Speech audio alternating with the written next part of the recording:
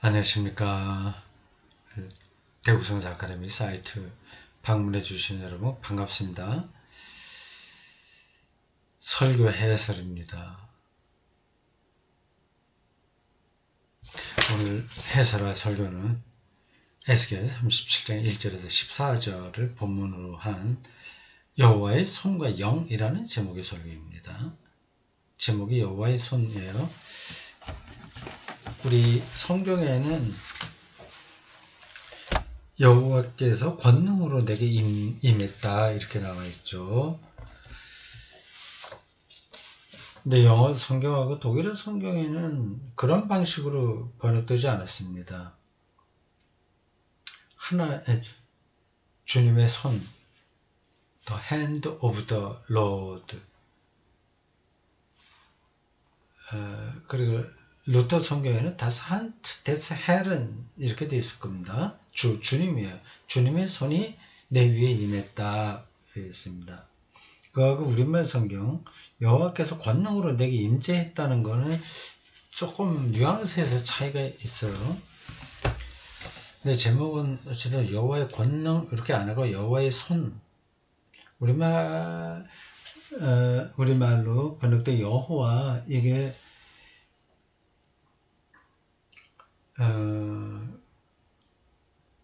고대 유대인들이 하나님을 야훼로 부르는 그거 번역이거든요. 야훼라는 호칭이 있고 엘로힘이라고 하는 호칭이 있습니다. 엘로힘이라는 호칭은 하나님으로 번역이 되고요. 야훼라고 번역된 거는 여호와로 번역이 됐습니다. 근데 영어 성경이나 독일어 성경은 이 야훼를 여호와로 하지 않고 주, 로드, Lord 이렇게 번역을 했습니다. 제가 알고 있기는 그렇습니다. 주님의 손이 내게 임했다. 그런 말로 시작을 하죠. 그게 어떤 뜻일까요? 주의 손. 그러니까 손이라고 하는 건 물론 원흉가 뭐라 그래요? 문학적으로 하여튼 표현하는 거 있죠. 은유법, 직유법 이런 거요. 손. 주님의 손. 주님은 세계를 창조하고 이스라엘을 애굽에서 탈출시키고 주로 이제 출애굽에 여호와라고 하는 이름이 많이 나오죠. 창조 사건에도 여호와가 나오는데 앞부분에는 1장에는 하나님 엘로힘으로 나오고 2장에는 야훼로 나옵니다. 야훼 영어로 주로 번역한 여기는 하나님의 창조와 출애굽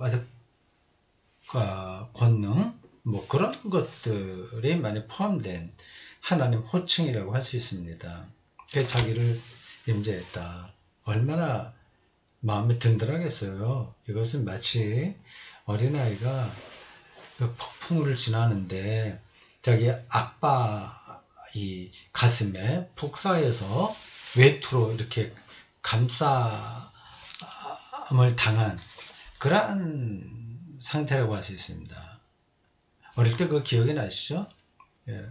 아빠나 엄마의 가슴에 안겨 있을 때 아이들의 이 편안함, 이건 더 이상의 것은 없죠. 지금 에스겔이 말하고 있는 주님의 손, 여호와의 권능, 이것은 바로 그와 같은 편안함입니다. 편안하려면 자기에게 임재한 그 손, 여호와의 손이 얼마나 특별한가 하는 것을 알아야 되는 거잖아요. 그런 거 없이는 못하잖아요. 안 되죠.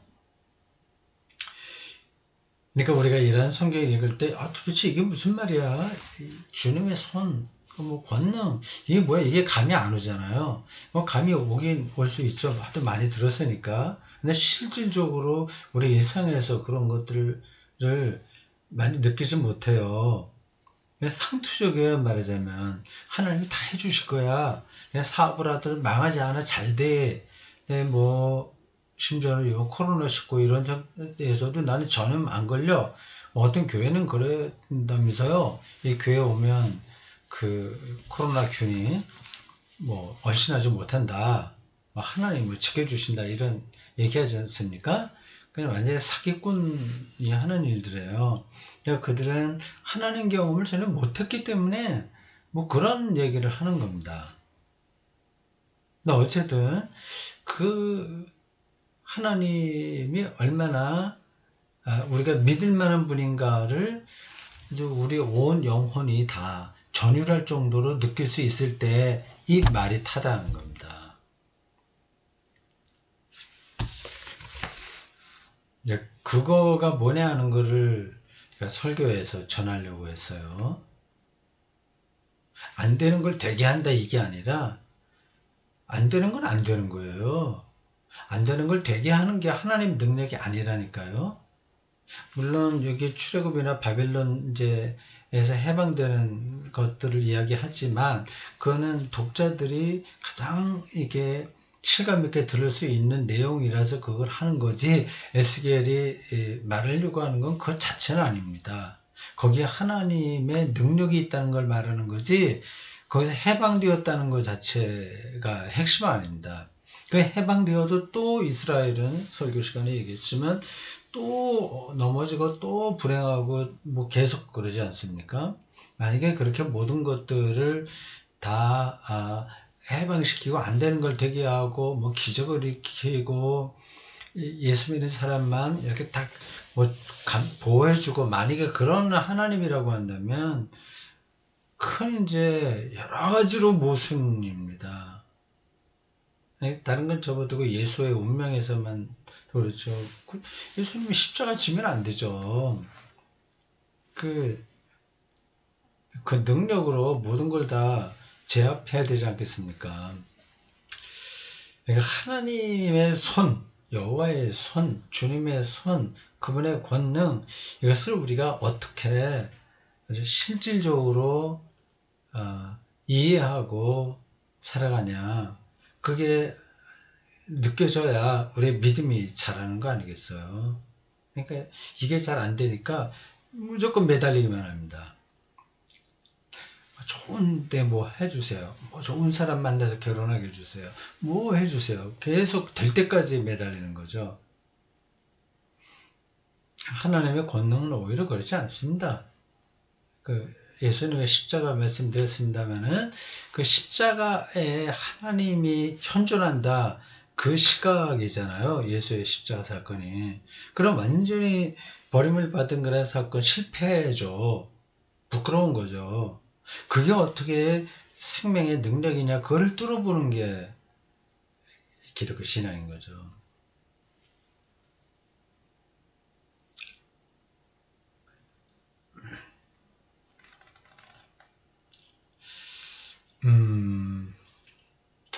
그 시각을 어떻게 우리가 가질 수 있을까요?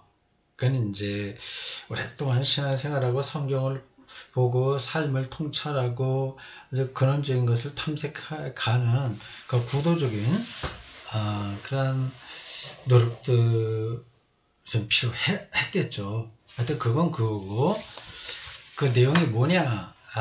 하나님의 권능, 하나님의 손, 주님의 손, 아기가 아빠 가슴에 안겨 있는 것과 같은 그러한 그 편안함, 그런 신뢰심, 그런 걸 실제 삶에서 어떻게 경험할 수 있냐 하는 게 핵심이었습니다. 설교에서 말하려고 했던 거예요. 마른 뼈가 생기를 얻지 않습니까? 그런 거죠.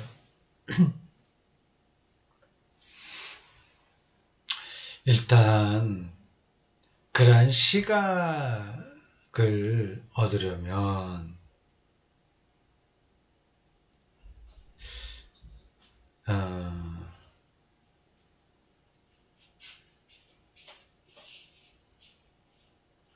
뭐 그냥 원칙적으로만 얘기한다면 신앙의 원칙으로만 얘기한다면 하나님을 바르게 알아야 되는 거죠. 하나님만 향할 수 있어야 되는 거죠. 그러니까 하나님과의 관계에서만 생명을 얻는다는 거를 뚫어볼 수 있어야 되죠. 그러니까 다른 것들은 살아가는 형식이니까 어때도 좋아요. 그것도 뭐 형식도 좀 편안하면 좋죠. 가족도 그렇고 친구도 그렇고 좀 말이 통하는 사람하고 살면 좋지 않습니까? 그리고 뭐 아주 가난하게 사는 것보다는 남에게 신세를 지지 않을 정도는 사는 게 필요하지 않습니까? 그건 형식이에요. 그런데 결정적인 것은 하나님과의 관계에서 주어진다는 겁니다. 근데 이런 말들도 많이 들었죠. 그래서 이것도 조금 더 실질적으로 생각해야 됩니다. 근데 그 실질적으로 생각하는 게 그렇게 하루 이틀에 되는 게 아니에요. 근데 하나님과의 관계에서만 우리가 생명을 얻는다는 사실을 이제 알려면 혹은 알았다면 다른 사람들과의 관계가 아주 별로 그렇게 그거는 중요하지 않게 소홀하게 되는 겁니다. 작아지는 거죠. 그러니까 자기의 삶을 사는 거예요. 우린 자꾸만 우리가 이제 좀 삶이 불편해지는 것, 혹은 또 불행을 느낀다거나, 뭐 기분 나쁘다거나, 뭐 그런 것들은 거의 다 비교해서 그렇습니다. 저 사람보다 내가 연봉이 얼마큼 더 작다든가, 뭐 그런 거죠. 이건 뭐 어쩔 수 없긴 한데, 현실 문제니까. 근데 그거로부터 벗어나지 않으면, 그러면 이제 우리는 계속 악순환에 빠져 있습니다. 예수님의 첫 마디가 하나님 나라가 가까웠으니 회개해라 이런 거에서 이 말이 곧 지금 바로 얘기한 그걸 가리킵니다. 누구보다 내가 좀 낫다 아니다 이것 저것 거기 아주 시시비비가 너무 많잖아요. 거기로부터 하나님 나라로 방향을 선회하는 것 이게 메타노이아 회심입니다.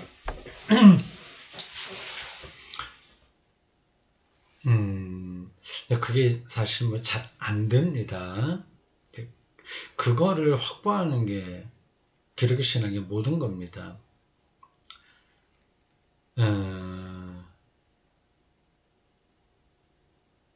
이렇게 비유적으로 한번 얘기해 볼게요. 우리가 지금 이렇게 살지 않습니까? 인간으로 살아요. 근데 하늘을 날아다니는 새들이 있어요. 근데 우리가 새들 보고 우리는 저렇게 날지 못해서 어떻게 하지 하면서 속상해 합니까? 날면 좋겠다 한번 생각은 하지만 우리가 날지 못하기 때문에 속상하진 않아요. 그러니까 자기가 여기서 걷는 것으로 땅에서 걷는 것으로 만족하는 사람은 이렇게 날아다니는 것을 부러워하지 않습니다. 꼭 날아다녀야만 그게 뭐 괜찮은 삶은 아니잖아요. 그 물속도 마찬가지입니다. 물속에 있는 그 물고기들이 땅에 있는 이 짐승들을 보고 그들이 뭐 보지를 못하겠지만 본다고 가정하고 이걸 부러워하겠습니까? 부러워 안 합니다. 자기 물속에서의 삶에 자기 만족하는 거예요.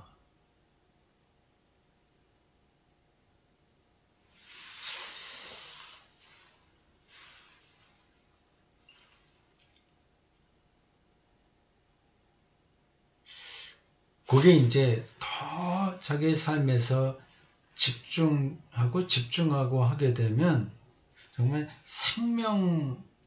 이 생명이 바로 하나님이니까. 예? 하나님에게서 생명이 왔다고 하고요.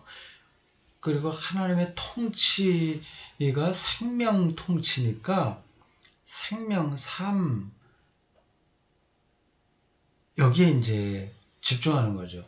물속에 있는 것들은 그 물속에서의 삶에 집중하면 돼요. 아, 왜 육지에 나와서 걸어다니지 못하나 그렇게 속상해하면 그는 우스운 거죠, 모양이.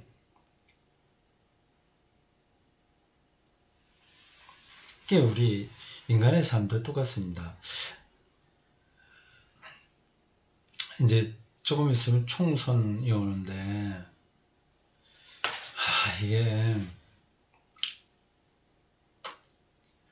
봉사직이잖아요. 국회의원이 봉사. 어느 지역을 위해서, 아니, 나를 위해서 봉사하겠다고 하는 거예요. 이건 정말 짐을 짓는 거예요. 청직이죠. 이렇게 수고스러운 거예요. 이거 거기까지 잠깐만 나가게 되면 시간만 아까운데 그냥 한마디만 하고 지나갑니다. 거기 못 이렇게 후보로 나설 수 있어야 못 됐다고 해서 속상할 게 하나도 없는 겁니다. 심부름을 안 해도 되니까 더 좋은 거잖아요. 만약에 그 기회를 내가 돈을 벌어서 내가 출세하고 뭐 권력을 갖고서 뭐 한다 그것에 들떠갖고 국회의원을 하려고 하는 사람들은 속상하겠죠. 그러나 정말 주민을 위한 그 입장에서 그 심부름꾼으로 나섰다고 한다면 그 경선해 갖고 안 되고 아니 후보 이제 또 그날 당내 경선에서 안 된다고 해서 속상한 거 하나도 없고 심부름 안 하면 더 좋죠. 그리고 나중에 그 총선하는 날 다른 당에서 되고 우리가 안 된다고 하더라도 속상한 거 하나도 없죠. 근데 그런 걸로 해서 서로 싸우고 뭐 비인간적 비열하게 하고 유치하게 헐뜯고 이제 그렇게 하는 거 보면 좀 딱하죠. 뭐 그건 그렇고 국회의원 하면 어떻게 신나니까 그거 하려고 하는 거 아니겠습니까? 봉사가 아니라 어쨌든 뭐 그 전체 하면서 근데 국회의원으로 그렇게 사는 사람이나 여기 시골 지역 어디에 여기도 산업단지 이런 데도 있으니까 거기 가서 뭐 현장 근로자로 노동자로 사는 거나 잠깐 비교를 하면 저 사람은 1억 5천만 원 연봉 받는데 나는 뭐 3천만 원밖에 아니면 2천만 원밖에 안 돼. 이걸 잠깐 비교하면 그럼 이제 불행해지는 거죠. 이건 뻔한 얘기죠. 이 땅에서 우리가 걸어 다니는 걸 충분히 하지 날아다니는 걸 잠깐 보게 되면 길 가다가 넘어집니다. 그러면 자기가 중력을 잡고서 걸어가는 기쁨을 놓치는 거예요. 그러니까 150만 원만 갖고도 한 달에 얼마나 행복하게 살 수 있어요. 그렇지 않습니까? 행복하잖아요. 비교만 하지 않는다면. 비교하려면 좀 낮은 데하고 비교하면 되죠. 이건 뭐 상투적인 표현이거도요. 뭐 인도라든지 네팔이나 이런 데 사는 사람들은 훨씬 적은 액수 갖고도 살잖아요. 예. 그게 필요합니다. 그러면 자기 삶이 정말 만족스러운 거예요. 내가 합리화해서 난 저렇게 못 되니까 난 어쩔 수 없어. 이게 아니라 다 아름다운 거라니까요. 다 아름다워요.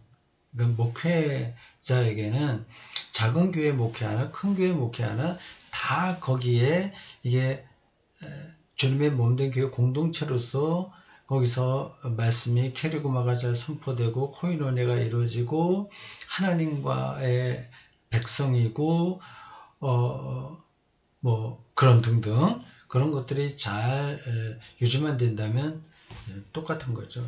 다 아름다운 겁니다. 큰 교회 있으나 작은 교회 있으나 뭐 이건 늘 얘기하던 것들이에요.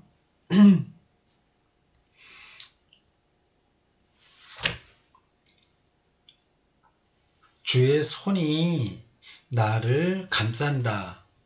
나에게 임재했다 하는 것은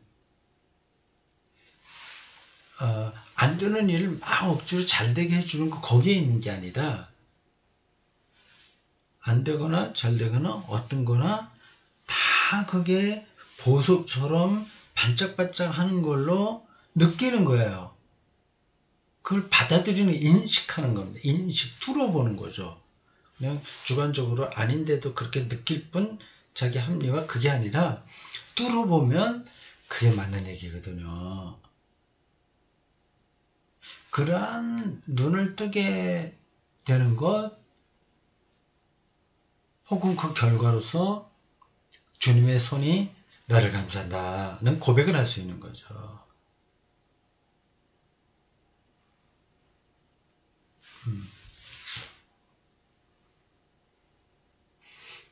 그래서 삶의 기준을 하나님에게만 맞출 때 쉽진 않아요. 꼭 해야 되는데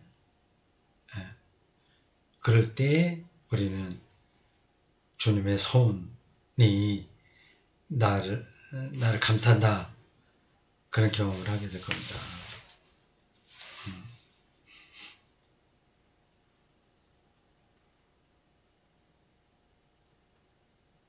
설교 중에 그 생명이 뭐냐를 좀 아는 게 필요하다고 말씀을 드리면서 삶이 뭐냐, 생명이 뭐냐에 대한 질문에 아직 우리가 확정된 대답을 얻지 못한 이유가 생명 안에 들어와 있기 때문이다. 아직 생명 밖을 나가보지 못했기 때문이다. 뭐 그런 얘기를 했어요. 좀 설교 시간에 그렇게 좀 까다로운 이야기라서 좀 그런 설명들을 좀 빼는 게 낫긴 했는데 하여튼 뭐 그 설교문을 쓸 때 그런 시각이 좀 필요한 것 같아서 말했습니다. 생명 밖에 있는 거는 이제 죽는다고 얘기를 말씀드렸어요. 근데 그게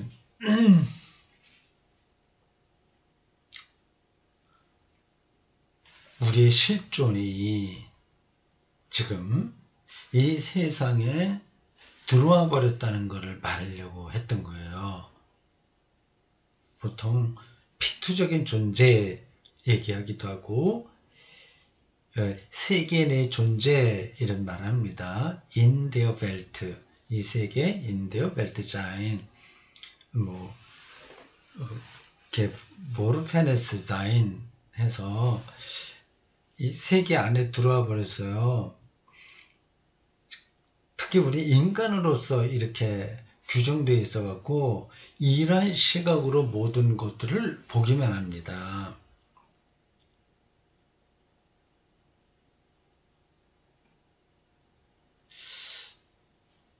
저건 노란 거야. 저건 파란색이야. 저건 나무야. 뭐 저거는 강물이야. 뭐 저건 교회당이야. 근데 우리의 시각으로 그런 것들을 판단하고 살아요. 그리고 바깥에를 우리가 모르는 거지. 그게 정말인지 아닌지를 그러니까 모르는 겁니다. 뭐 파랗다 노랗다 얘기하는데 정말 그게 뭐 파란 건지 노란 건지 뭐 알겠습니까? 그 빛이 반사돼 갖고 우리 눈에 들어와서 느끼는 것 뿐이죠. 뭐 지렁이 같은 것들은 색깔이나 뭐 소리나 이런 걸로 세계를 느끼지 않습니다. 촉감인가요? 뭐 그런 걸로만 지렁이들은 세계를 느껴요. 그러니까 우리는 우리식으로 세계를 보기 때문에 이게 정말 진짜 세계인지 아닌지 그를 분간하기 힘들고 어쩌면 그게 거의 불가능하다고 볼 수 있습니다.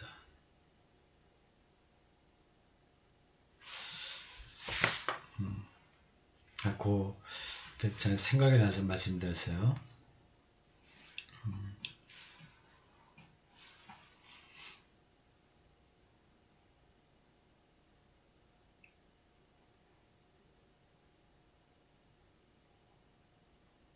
자, 제가 설교 중에 통풍 얘기 잠깐 했는데 조금 해보겠습니다. 재밌어서요. 꼼짝할 수 없는 그런 상태였어요. 그날 밤에. 이렇게 한쪽 발이 그러면 이렇게 한쪽 발을 들고 이렇게 한쪽 발로만 콩콩콩콩 뛰어갖고 이렇게 갈 수도 있잖아요. 근데 그게 거의 그것도 안 됩니다. 그게 한 발 들고 한 발로 탕탕 튀려면 울려갖고 그것도 힘들어요. 조금만 울림이 있어도 통증이 심하니까요. 그래서 이제 땅바닥에 기어갖고 엉금엉금 기어서 두 손으로 이렇게 짚고 갈 수도 있긴 있는데 그것도 너무 불편하고 그러다 머리를 써갖고 장뼈를 부린 거죠.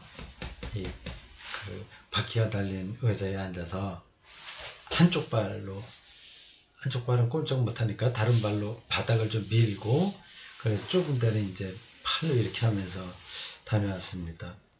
네.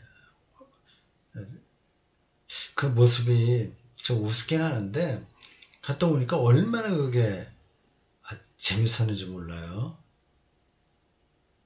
설교 시간에 통쾌했다 이렇게 빼는데 그 말이 맞습니다. 그래서 그때 많이 느꼈습니다. 두 발로 용감하게 씩씩하게 춤추듯이 이렇게 그런 식으로 사는 것만이 사는 건 아니다. 이렇게 아주 서툴게 거기까지 왔다 갔다 하는 아주 불편하게 그런 것도 어떤 성취감 그런 것들이 분명히 있구나 하는 걸 더 절실하게 느낀 겁니다. 그러니까 어떤 상황에서나 하나님이 경험할 수 있고 또 하나님이 손으로 우리를 감싼다 하는 그거죠. 그거를 이제 붙들어야 되는 거죠.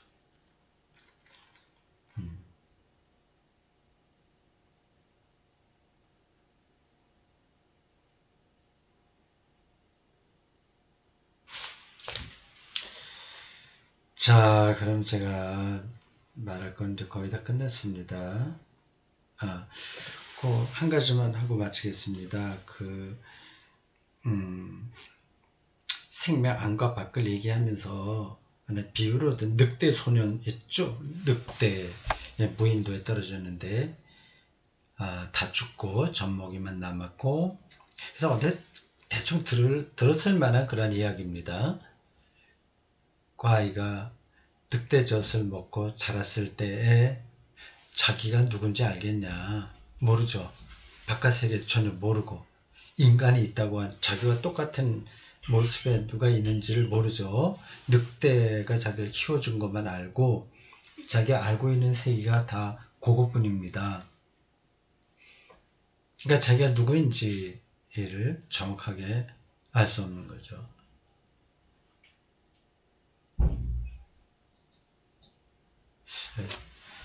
우리가 여러분들 다 느끼시겠지만 우주에서 고아처럼 지금 삽니다. 지구라고 하는 생태계 안에서 이 방식으로 우리가 살고 있죠.